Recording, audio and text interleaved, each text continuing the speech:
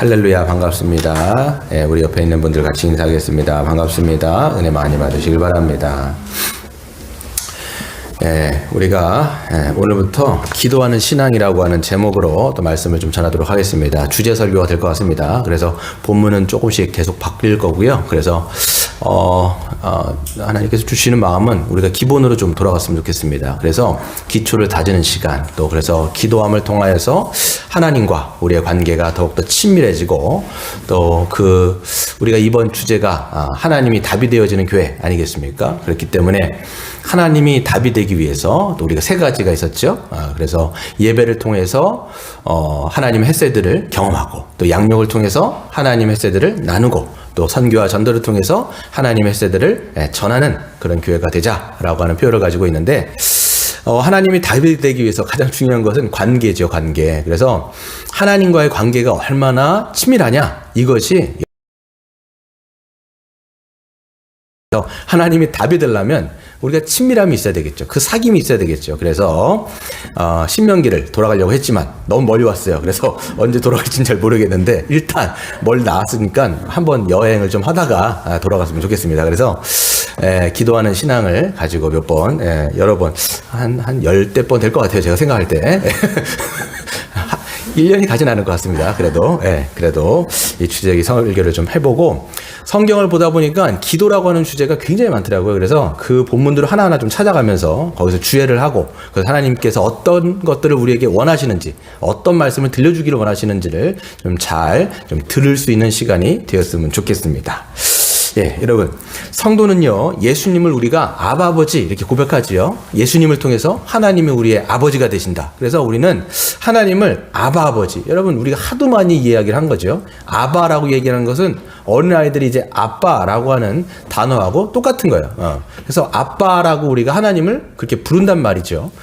그런데 정말 과연 우리가 아빠, 아버지라고 우리가 부르는데 그만큼 우리가 하나님과 친밀한 관계를 누리고 있느냐? 이런 거는 또 별개의 문제란 말이에요. 그래서 신앙의 고백은 그렇게 하지만 실존적으로 우리가 정말 하나님을 그렇게 친밀하게 관계를 맺으면서 살아가느냐?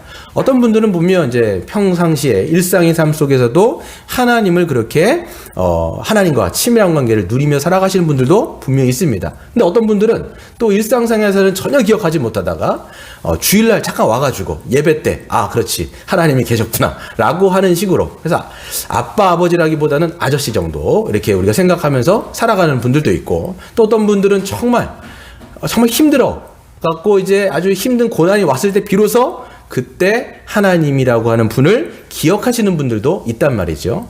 이렇게 우리는 모두가 각자가 다른 이런 관계의 질적인 차이를 가지고 살아가는데, 우리가 이 오늘부터 하는 설교를 통해서 우리의 위치는 어디 있는가, 이걸 한번 생각해보고, 이 말씀을 통해서 더 하나님과 긴밀한 관계 가운데 들어가고 그 관계가 회복되어지는 은혜가 저와 여러분 가운데 있기를 축원합니다.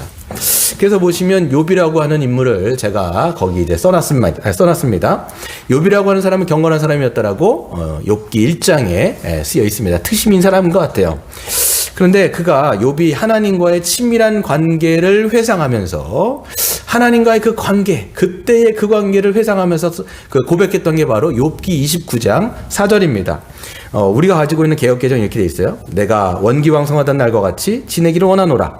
그때는 하나님이 내 장막에 기름을 발라주셨다. 이렇게 번역이 되어 있는데, 다른 타 번역에 보시면 새 번역은 이렇게 돼 있어요.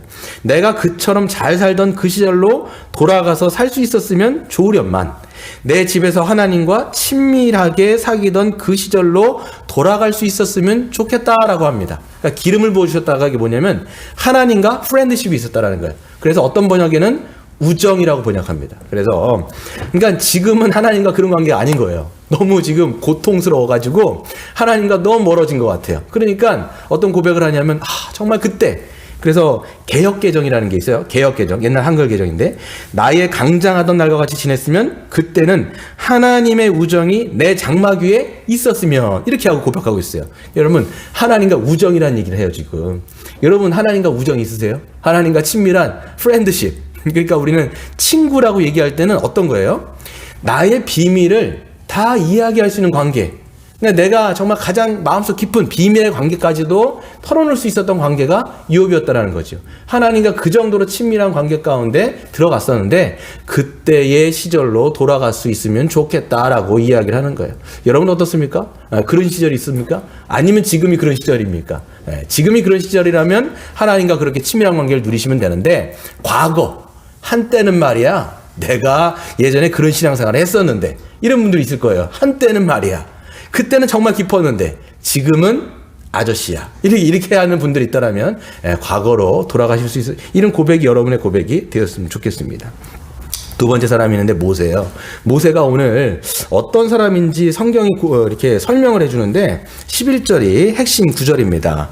사람이 자기의 친구와 이야기함과 같이 여호와께서는 모세와 대면하여 말씀하셨다라는 거죠. 그러니까 사람이 친구와 같이 이야기했던 것처럼 하나님과 모세는 친구 같은 막역한 사이, 뗄래야 뗄 수 없는 사이, 비밀한 것들을 다 나누는 사이, 자기의 힘든 거, 자기의 어려운 것, 자기의 억울한 것, 모든 것을 다 주님 앞에 자기의 사정을 아뢰고 고했다라고 이야기를 합니다. 그 정도로 친밀한 사람이 바로 모세였다라는 거죠. 그런데 그럼 기억하셔야 될 게 있어요. 모세가 원래부터 하나님과 이런 친구 같은 사이였을까요? 그렇지 않습니다. 예. 모세는 레위 지파예요. 레위 지파라고 하는 것은 하나님을 섬기는 지파지요. 레위 지파로 태어나서 어떻게 보면 원래부터 하나님 여호와 신앙을 사실 갖고는 있었어요. 그리고 기도했던 사람이에요. 원래부터 그냥 어떻게 보면 형식적으로도 기도했을 수 있어요. 왜 그러냐면 이스라엘 백성들은 그냥 태어나면서부터 여호와의 신앙이 그냥 기초적으로 깔려 있는 사람들인 거예요.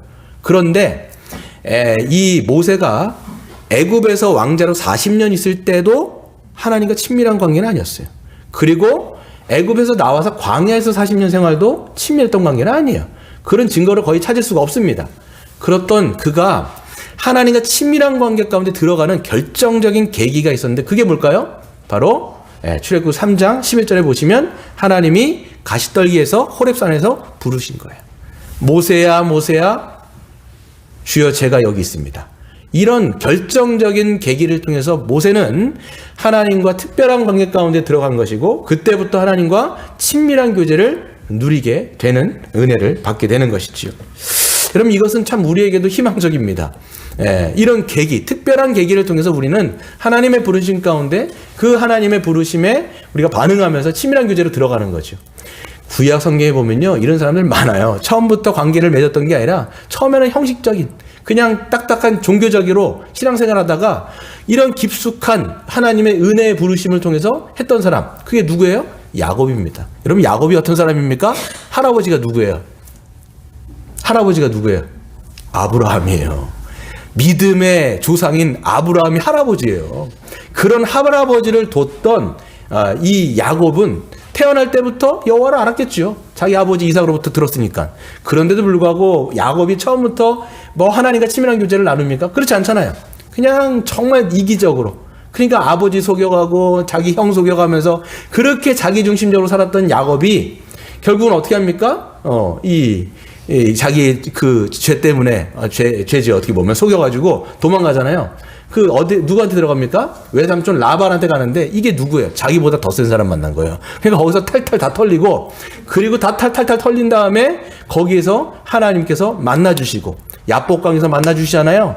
그러면서 거기서 하나님과 씨름하면서 하나님과 친밀한 교제를 누리게 되어지는 그런 특권을 누리게 되는 것이죠. 그때부터 야곱의 인생이 확 바뀌는 거예요. 왜? 하나님이 만남으로 환도뼈를 치시고 자기의 중심이 무너지고 하나님 중심적으로 그때부터 알기 시작하는 거죠. 여러분 우리도 마찬가지입니다. 자기 중심적으로 끊임없이 살아가다가 하나님이 부르시는 때가 있어요. 다 결정적인 계기가 있다고요. 저도 그렇고 여러분도 그렇고 그럴 때 하나님과 특별한 관계를 맺어가면서 우리는 우리의 신앙이 내 중심이 아니라 하나님 중심적으로 바뀌어지게 되는 것들을 우리가 경험하게 되는 것이죠. 그래서 보시면 여러분들은 어디인가라고 보시면 오스월드 샌더슨이라고 하는 분이요 하나님과의 친밀함 누리기라고 하는 책이 있는데요. 그 책에 보시면 그 친밀함을 누리는 정도에 따라서 4가지 차원을 이야기를 합니다. 출애굽기 24장을 주해하면서 그분은 이제 메시지를 나누는데 4가지 차원이 있는 거예요. 하나님이 중심에 있어요. 가장 안에 하나님이 계신 거예요. 그리고 한 원이 바깥으로 계속 4가지 원을 이제 사이클을 도는 거죠. 근데 가장 바깥에 있는 사이클, 이게 뭘까요? 하나님과 가장 멀리 있는 사람인 거예요. 출애굽기 24장에 보면 그게 누구냐면 이스라엘 백성들이 가장 멀리 있었습니다.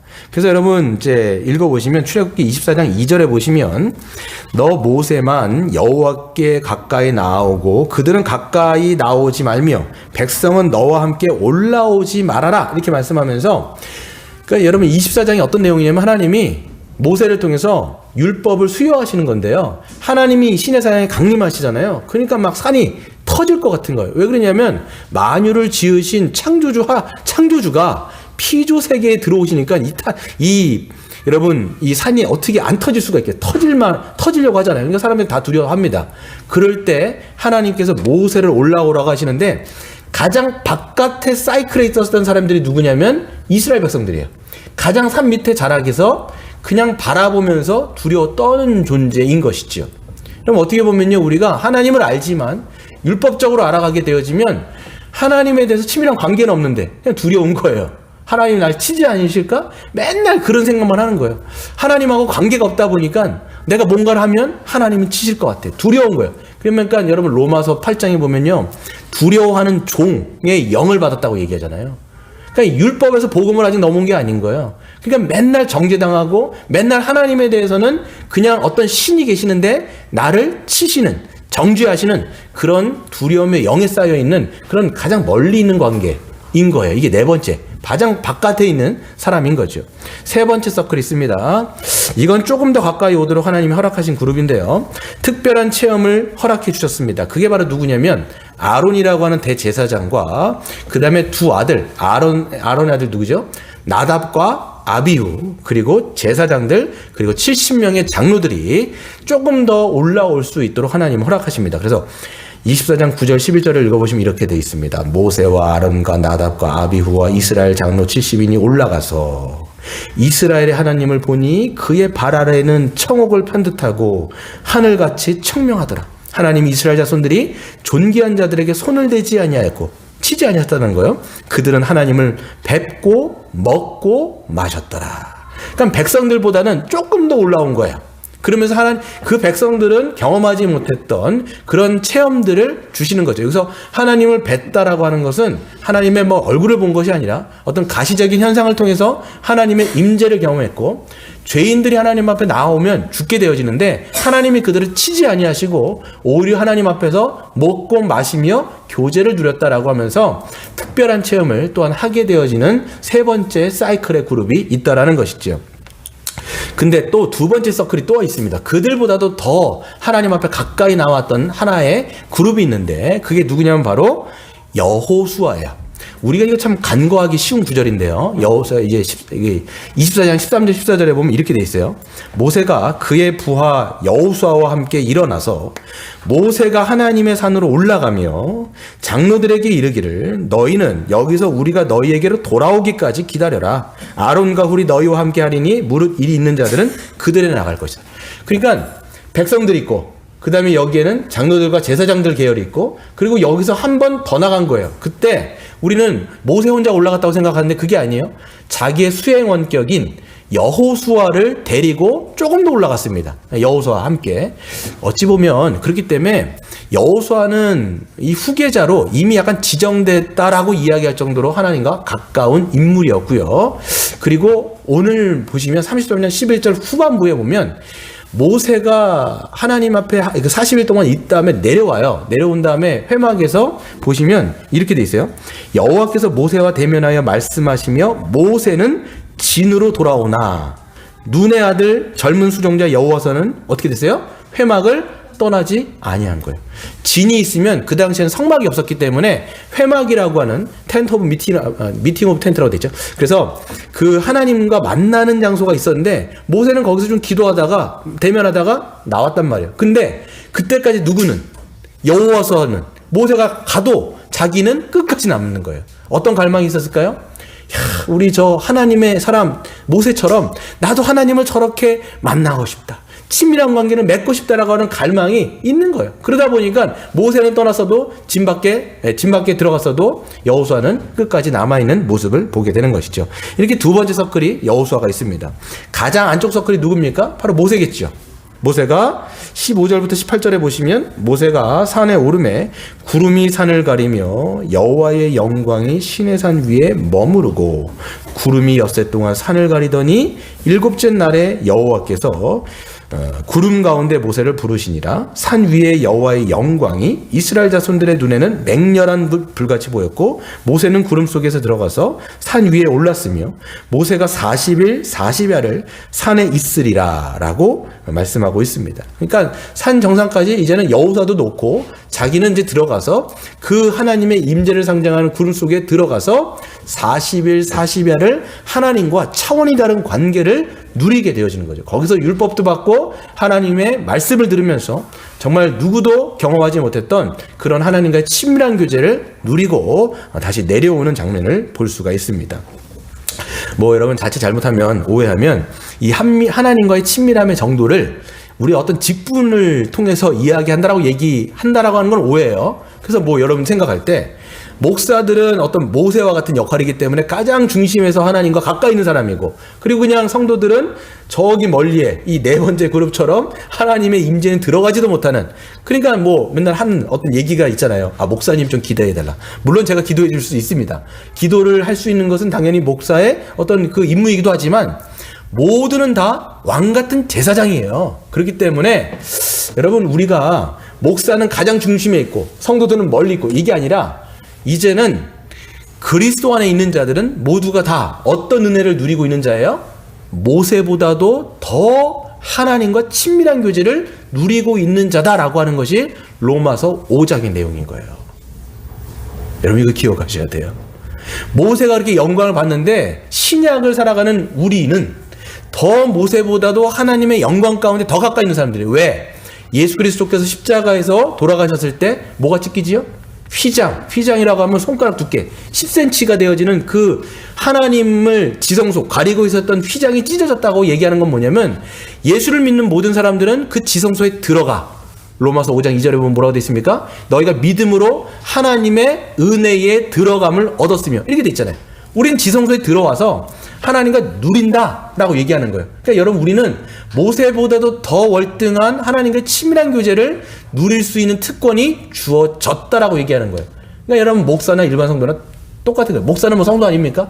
그러니까 이런 직분에 상관이 없이 모두가 다 그리스도 안에서 이 영광 가운데 들어가는데, 신학적인 내용은 그렇다라는 거예요. 그런데 진짜 여러분의 실존적인 삶 속에서 그러냐라는 거예요. 제가 질문하는 거는. 이게 중요한 거예요. 신학적으로는 믿음으로 우리가 은혜에 들어갔다라고 이야기하고 성경을 이렇게 선포하고 믿음으로 그렇게 살 수 있다라고 얘기하는데, 실존적으로 저도 마찬가지고요. 여러분도 마찬가지고, 실존적으로 나는 그 하나님의 은혜와 친밀함을 누리느냐? 여러분이 서 있는 그 자리에서 여러분은 지금 만족하느냐? 여러분 지금 4가지 서클 중에서 여러분의 위치는 어디 있냐? 이거를 묻는 거예요. 지금 어디 있습니까, 여러분? 가장 중심에 있습니까? 아니면 2번째 서클입니까? 3번째 서클입니까? 아니면 4번째 서클입니까? 하나님을 그냥 신으로 알고 그냥 두려운 존재로만 알고 내가 죄 지으면 치는 존재로 안다라면 여러분은 아직까지 복음에 있는 게 아니라 하나님의 율법 가운데 아직까지 쌓여 있는 거예요. 두려움의 영에 쌓여 있는 거예요. 이걸 성경이 얘기한다고요. 그래서 여러분, 우리가 지금 있는 위치에 만족하면서 하나님과 관계를 만족하면서 지금 우리가 하나님 앞에 부름받는다 할지라도 우리가 여기서 만족하면서 할 수 있느냐라는 것들을 지금 저와 여러분에게 지금 성경은 질문하고 있는 거죠. 여러분, 그래서 시편 90편을 보시면 여러분, 하나님의 사람 모세, 여러분 모세가 쓴 시편이 몇 편인 줄 아세요? 몇 개 썼겠죠? 그 중에서도 시편 90편을 모세가 썼습니다. 거기에 보면 표제어라는 게 있어요. 이건 한국 사람들이 붙인 게 아니라 히브리어에서 부제로 붙은 건데, 모세가 쓴 90편에 보시면 옆에 부제가 뭐라고 돼 있냐면 하나님의 사람 모세의 기도, 이렇게 쓰입니다. 그러니까 모세를 어떻게 소개하냐면, 모세는 하나님의 사람이었어. 모세는 기도하는 사람이었어. 모세는 하나님과 친구 같은 사람이었어. 이렇게 소개하는 거예요.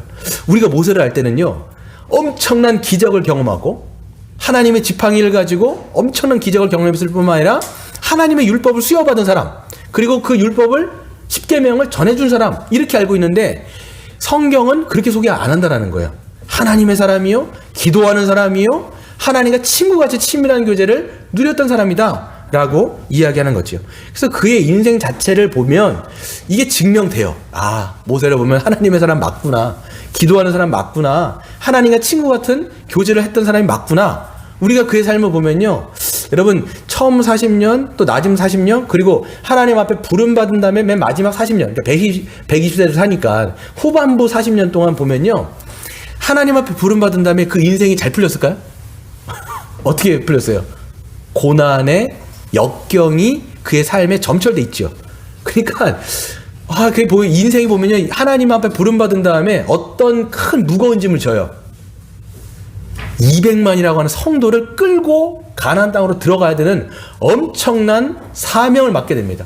이거는 거부할 수도 없는 거예요. 하나님 하기 싫어요. 저 정말 하고 싶었겠습니까, 여러분? 200만이나 되는 사람들 막 끌고, 그것도 막 종살이 했던 사람. 그래서 다 각자 플레이가 있는 거예요. 각자 내 방식대로 살아갔던 사람들을 다 끌고 가나안 땅에 들어가는 게 얼마나 힘들어요. 근데 그런 사람들을 끌고 들어가면서 고난의 점철이었는데, 그때마다, 여러분 힘들 때마다 성경에서 모세가 뭐 했다고 표현하죠? 엎드렸다라고 돼 있어요. 보면요, 백성들이 물 없어갖고 그냥 모세한테 막 달려들면서 막 모세랑 다투잖아요. 물 어떻게 물 내놔라? 근데 모세가 물을 그 광야에서 어떻게 냅니까? 우리한테 먹을 것 좀 달라, 우리한테 고기 좀 달라. 모세가 어떻게 줍니까? 모세가 뭐 신도 아니고. 그럴 때마다 신명기라든지 민수기라든지 출애굽기에서 뭐라고 돼 있습니까? 모세가 하나님께 엎드렸느니라. 모세가 하나님께 자기의 사정을 고했다라고 얘기하죠. 하나님, 내가 이 백성들을 어떻게 책임집니까? 내가 이 백성들의 부모입니까? 부모도 아닌데 왜 이런 책임을 나에게 감당하게 하셔서 이렇게 저를 죽게 만듭니까? 하나님 좀 도와주십시오 라고 하면서 엎어져서 하나님 앞에 간구하면서 하나님과 친구와 같이 자기에 있는 내면의 모든 내용들을 하나하나 디테일하게 주님께 올려드린 거예요. 여러분, 우리는 어떻습니까? 고난이 있을 때마다, 힘듦이 있을 때마다 엎드리고 기도하며 하나님께 내가 가지고 있는 모든 사정들을 아냅니까? 아니면 그냥 우리는 우리의 습관처럼 그냥 다른 데 가갖고 불평하고 원망하고 그냥 막 쏟아내면서 분노하고 뭐 이렇게 합니까? 물론 때로는 여러분의 이 감정도 우리가 해소해야 되는데, 그 감정을 가장 우리가 해소할 수 있는 길은 뭐냐면 하나님께 나아가는 거예요.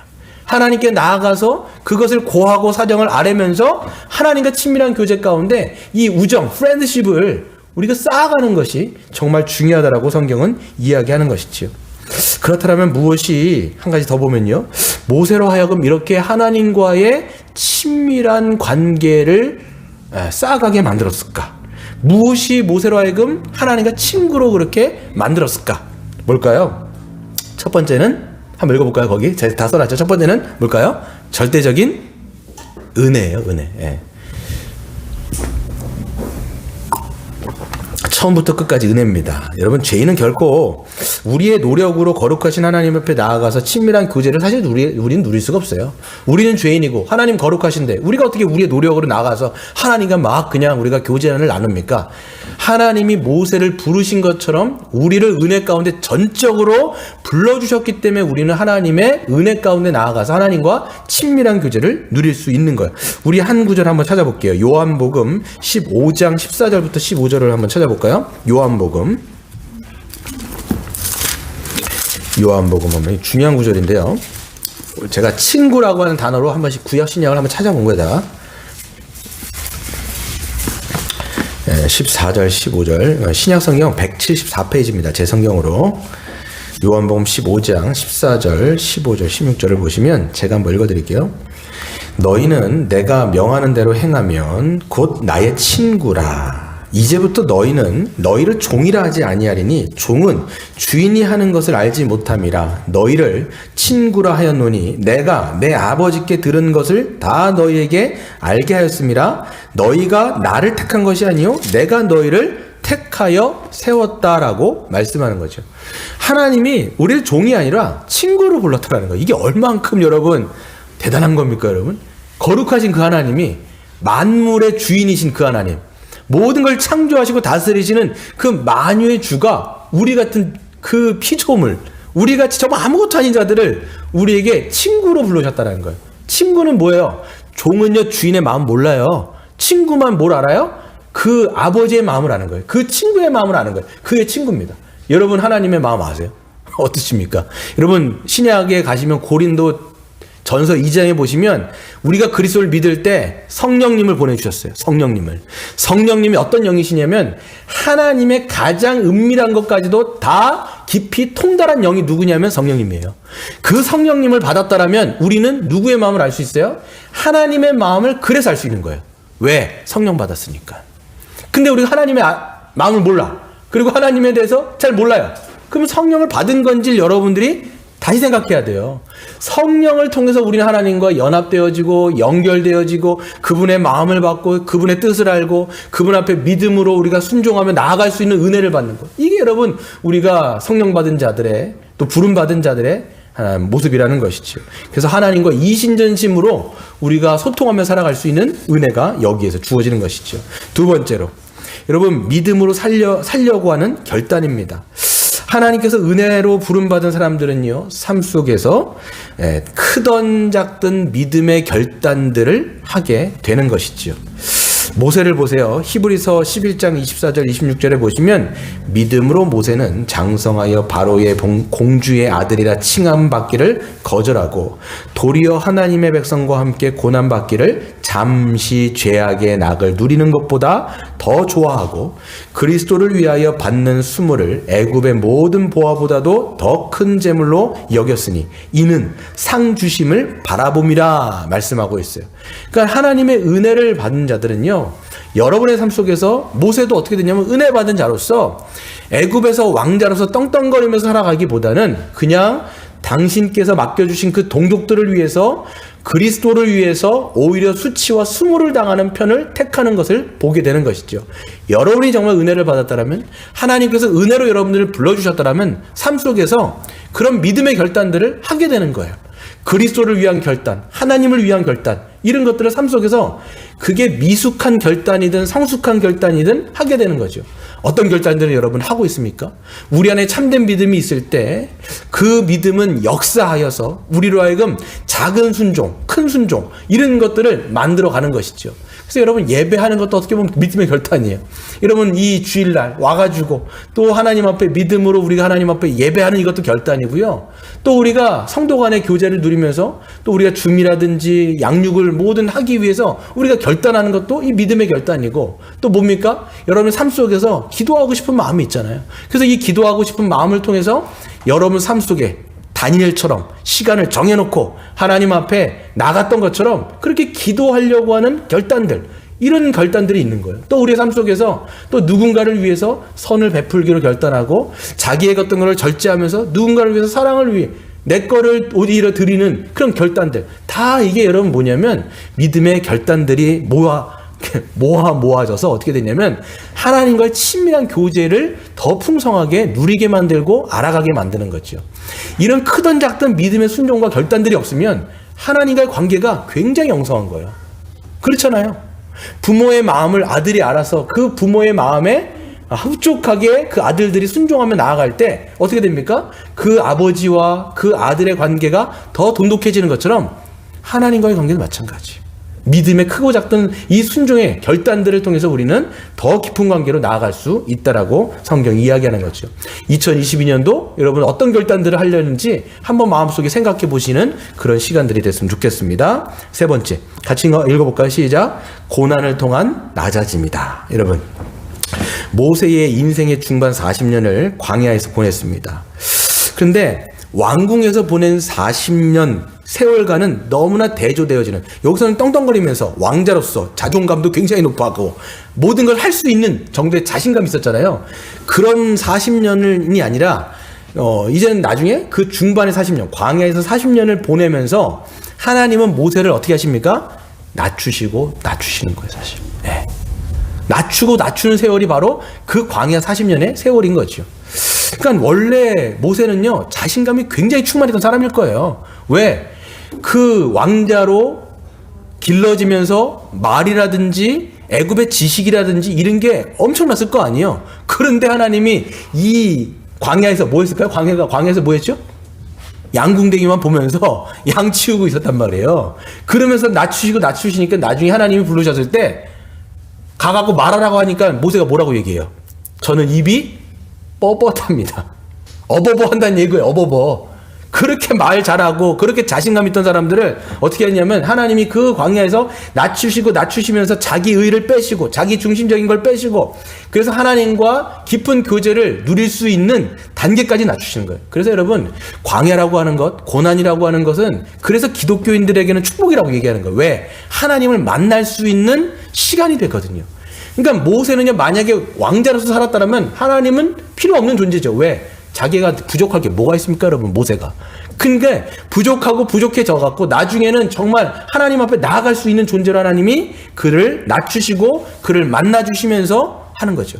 그래서 조지 맥도날드라고 하는 분이 먹는 거 아니에요. 조지 맥도날드는 먹는 게 아니라 사람 이름인데. 근데 그분이 뭐라고 말씀했냐면 즐거움은 우리의 감사를 잊어버리게 만들지만 이 고난은 우리로 하여금 기도하게 만든다라고 얘기합니다. 그래서 여러분 우리가 기쁘고 기쁜 일들이 있을 때는 사실 감사를 잊어버려요. 그렇잖아요. 너무 많은 것들이 풍족하니까 감사를 다 잊어버리는데 오히려 고난과 역경을 통과할 때 오히려 하나님 앞에 기도하게 만들지. 제가 하나의 간증을 들었는데요. 한번 올려드릴 테니까 한번 보세요. 예. 전화성이라고 하는 CNC 테크라고 하는 데서 대표인데요. 뭐 하는 일이 많으시더라고요. 보니까. 그러니까 되게 잘났어요. 카이스트 나와가지고 보니까 그 28살에 뭐 이제 기업을 하나 만들었는데 창업을 한 거죠. 근데 시가로 한 70억이 됐나 봐요. 근데 경영권 문제로 물러나게 된 거예요. 그러니까 이 경영권을 포기해야 되는 상황이 있는 거예요. 그러니까 그걸 포기한 다음에 포기할 수밖에 없는 상황까지 몰려듣고 이걸 이제 준 거예요. 그러니까 얼마나 화병이 났겠어요. 이가 너무 화병이 나니까 나중에는 염증이 몸에 너무 막 차가지고 의사 선생님도 이제 이걸로 이제 약으로도 잘 안 되니까 수술해야 된다. 근데 그 의사 선생님이 뭘 얘기했냐면 자기가 다니는 교회에 한번 출석하자 얘기한 거예요. 그래갖고 그 사람이 이제 그때부터 교회에 나가기 시작한 거예요. 그분이 이제 장로님이셨나봐요. 그 의사분이. 그래서 그분에 가갖고 교회 가고 출석을 하는데 말씀을 들었는데 그 말씀 가운데 어떤 말씀이 있었냐면 십자가의 도라고 하는 것을 설교하면서 우리에게 있는 것은 그러니까 모든 것은 다 우리 것이 아니다. 근데 자꾸만 마치 우리 게 아닌 것을 우리 거라고 생각하니까 병이 나는 건데 모든 것은 사실 우리 게 아니다. 라는 그 목사님의 설교를 들으면서 위로를 많이 받은 거예요. 아, 그렇지. 그 회사도 내게 아니었지. 그러니까 어떤 신앙을 가진 거라기보다는 말씀의 위로를 받으니까 거기서 병이 조금씩 회복이 되는 거예요.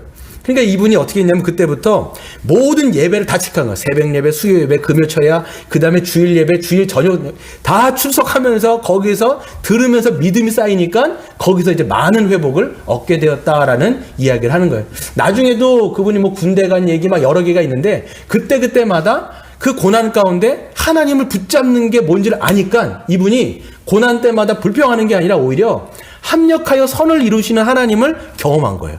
그러다 보면 거기에서 믿음의 담력이 생기는 거예요. 그러니까 고난이 올 때마다 하나님께 붙잡으면 되겠다. 붙잡으면서 오히려 하나님께서 좋은 지혜를 주시고 또 엄청난 은혜를 베풀어 주시면서 그 인생이 합력하여 선을 이루는 과정을 겪었다라는 간증을 하시는데 한번 여러분들 꼭 한번 좀 보셨으면 좋겠어요. 그러면서 우리도 이 삶 가운데 고난이 어떤 거냐라고 했을 때 주님과 만나는 시간이다라는 것들을 경험하는 여러분 되시기를 바랍니다. 네 번째, 우리 한번 같이 볼까요? 시작. 하나님을 보게 해주시기를 기도하는 겁니다. 여러분 중요한 건 뭐냐면 고난 가운데 어떤 기도가 필요한 거냐? 어떤 기도일까요? 하나님 믿습니다. 내게 이거를 들어주시옵소서. 여러분의 계획을 갖고 기도하는 게 아니라 모세가 뭘 그렇게 기도했습니까? 모세가 40일 동안 하나님 앞에 있었음에도 불구하고 하나님으로부터 친히 율법을 받았음에도 불구하고 모세가 기도했던 게 뭐예요? 하나님 당신의 영광을 보여주옵소서. 여러분 이거 기도한 거예요. 여러분 우리 고난 가운데 여러분 우리가 기도할 때 하나님은 우리가 무릎을 꿇어야 되는데 무릎을 꿇고 기도할 때 하나님은 어떻게 보면 낮추셔서 우리 기도하게 하시는데 그때 내 계획 가지고 하나님 이 계획을 들어주십시오라고 우리가 기도하는 게 아니라 우리가 기도할 땐 뭐냐면 하나님 내가 아무것도 할 게 없네요. 내가 아무런 무기력하네요. 나에겐 아무것도 할 수 없으니까 전능하신 하나님께서 제 삶 가운데 찾아오셔서 합력하여 선을 이루어 주십시오. 저는 주님의 영광을 보기를 원합니다. 하나님의 은혜를 경험하길 원합니다. 하나님 만나 주십시오 라고 하는 기도를 통해서 우리는 오히려 하나님이 답이 된다는 걸 그때 볼게요. 여러분, 우리는요 수만 가지의 여러분 기도 제목을 갖고 하나님 앞에 나아가요. 하나님 이거 들어주세요, 저거 들어주세요. 근데 진짜 여러분 모세처럼 우리가 하나님을 만나고 하나님이 답이 됐다고 우리가 이걸 경험하면, 아, 하나님이 진짜 답이 되네 라는 것을 경험할 때 주변적인 모든 것들은 사실 다 해결된다라고 저는 생각이 됩니다. 이걸 경험하셔야 돼요. 하나님을 만났을 때, 아, 다른 모든 것이 중요하지 않다라는 게 아니라 하나님을 만나니까 모든 것이 해결됐구나, 이거를 느끼는 거예요. 왜? 하나님이 목자시기 때문에, 하나님 안에 있는 사람들은 부족함이 없기 때문에 하나님 만나면 모든 것이 채워지는 거예요. 그걸 여러분 경험하시는 여러분 되시기를 바랍니다. 말씀을 맺겠습니다. 여러분, 하나님과의 친밀함이 인생의 성패를 결정합니다. 여러분이 세상 가운데 얼마나 많은 친구들을 사귀느냐, 이게 중요한 게 아니라, 그리고 이 세상 가운데서 얼마나 영향력 있는 사람들과 많은 관계들을 맺고 사느냐가 중요한 게 아니라, 성경은 일관적으로 뭘 얘기합니까? 하나님과 친구의 관계가 얼마나 친밀하냐, 이게 여러분의 인생의 성패라는 거예요. 우리는 자꾸만 어떤 힘 있는 사람 알고 있고 유력한 자들을 알고 있다면 내가 인생에 참 성공했어 라고 생각하는데 전혀 아니죠. 하나님과의 관계가 정말 서운한 사람이 그 많은 사람들을 아무리 친구로 만난다 할지라도 하나님과의 관계가 없으면 이거는 인생의 실패자라는 거예요. 그러니까 여러분, 인생의 성공은 어디 있냐? 그 하나님과 친밀한 관계를 얼마나 우리가 맺고 살아가는지 이야기하고 있는 거죠. 여러분, 우리가 교회 생활을 얼마나 했느냐가 중요한 게 아니에요. 10년 하고 20년 하고 30년 하고 40년 해도 하나님을 아버지라고 고백하지 못하고 아저씨라고 우리가 알고 있으면 그 인생 굉장히 멀어지는 거예요, 여러분. 내가 그렇게 신앙생활 했는데 어떻게 하나님을 그렇게 모를까? 그렇게 신앙생활을 오래 했는데도 불구하고 우리 아버지와 그 친밀한 관계가 왜 이렇게 없을까라고 생각했을 때는 우리 자신을 한번 돌아보셔야 되는 거죠. 한 목사님이요, 이런 말씀을 하시더라고요. 그 목사님의 목회 철학이 이거예요. 모든 성도들을, 그러니까 이 자기의 목회에 가장 중요한 것은 모든 사람들이 영광스럽게 죽는 것을 준비시키는 것이다라고 말씀하시더라고요. 저는 전적으로 동의합니다. 목회가 영광스러운 건 뭐냐면 우리 모두가 이 하나님 앞에 영광스러운 죽음을 맞을 수 있도록 준비하는 것, 이게 목회라고 생각해요. 그러니까 저도 그렇고 여러분도 그렇고 모두가 하나님과의 친밀한 관계 가운데 있을 때, 하나님 앞에 갈 때, 하나님, 정말 하나님과 이런 그 친밀한 관계 가운데 주님 앞에 돌아가는 거잖아요. 그런 관계가 돼야 되는데 40년, 30년 신앙생활에도 하나님과 굉장히 먼 거예요. 그런 상태로 하나님을 만났을 때 우리가 여러분 하나님 앞에 어떤 말을 가지고 주님 앞에 설 수 있을까요? 우리가 그런 관계가 아니라 정말 친밀하게 우리가 살아가는 거죠. 그랬을 때 여러분 우리가 대가를 지불해야 됩니다. 여러분, 우리가 지금까지 우리가 살면서 하나님은 분명히 특별한 은혜를 분명히 주셨을 거예요. 그 특별한 은혜가 고난이라고 하는 얼굴로 찾아왔을 수도 있고 어떤 모습으로 다양하게 찾아왔을 수도 있는데 그때마다 우리가 그것을 잘 알지 못했을 수 있어요.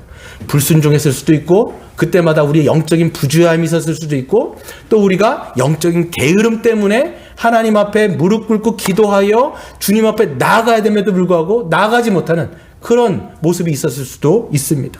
마지막으로 제가 이 포사이스의 영혼의 기도라고 하는 말을 가지고 마치겠는데요. 한번 같이 읽어볼까요? 제가 실어놨는데 시작. 신앙이 무기력한 상태를 면치 못하는 이유는 그러한 영과 통찰이 없는 까닭에 복음을 마음으로 깨닫고 더욱 배워가지 못하며 그저 설교에서 받는 감흥에 일희일비하기 때문이다.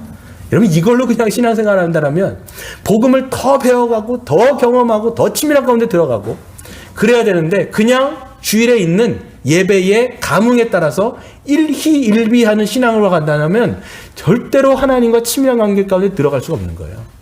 여러분, 대가를 지불하셔야 돼요. 그래서 믿음으로 어떤 결단들을 하나님이 부르셨다면 그 믿음의 결단들을 이 시간 하나님 앞에 하면서 하나님의 은혜 가운데 하나님과 친밀한 은혜를 나누시는 저와 여러분 되시기를 주의 이름으로 축원드립니다.